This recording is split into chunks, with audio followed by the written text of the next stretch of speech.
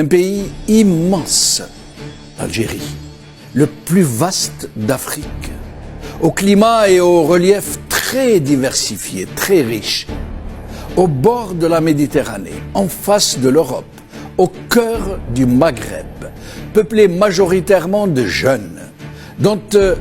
les ressources naturelles sont très abondantes, qui a hérité du colonialisme de nombreuses villes, presque toutes les villes, avec des infrastructures aux normes de l'Europe, dont le peuple s'est libéré du même colonialisme par un combat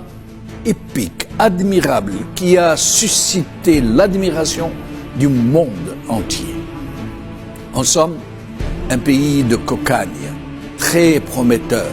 au lendemain de l'indépendance, et qui aurait pu devenir, en très peu de temps, un pays modèle, une destination multiple, touristique, économique, voire même migratoire. Le résultat que nous pouvons tous observer aujourd'hui est une faillite totale. Même mise de l'armée sur le pouvoir, des élections frauduleuses, un président et des institutions non représentatives, grave défaillance de tous les secteurs de l'État, des barons du régime et leurs familles contraints d'aller se soigner à l'étranger, un système scolaire naufragé, déliquescence urbanistique dans toutes les villes, un ancien bâti qui tombe en ruine, un patrimoine architectural et antique ravagé, un secteur privé prédateur, un réseau routier qui semble avoir été bombardé, des servitudes publiques très mal assurées. Pénurie d'eau, pénurie de lait, inflation galopante, un ramassage des ordures ménagères très défaillant qui a transformé le pays en une immense poubelle,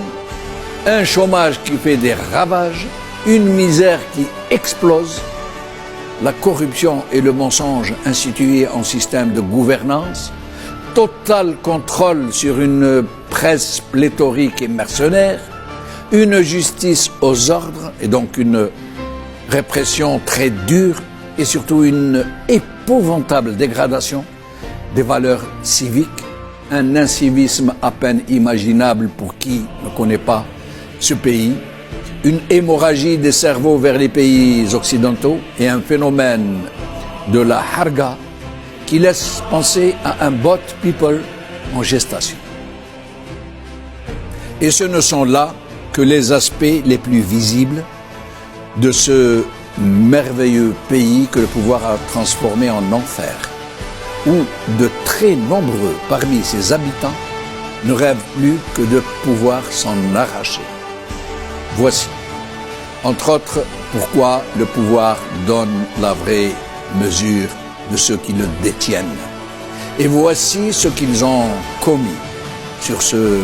malheureux pays. Inutile donc d'épiloguer plus avant.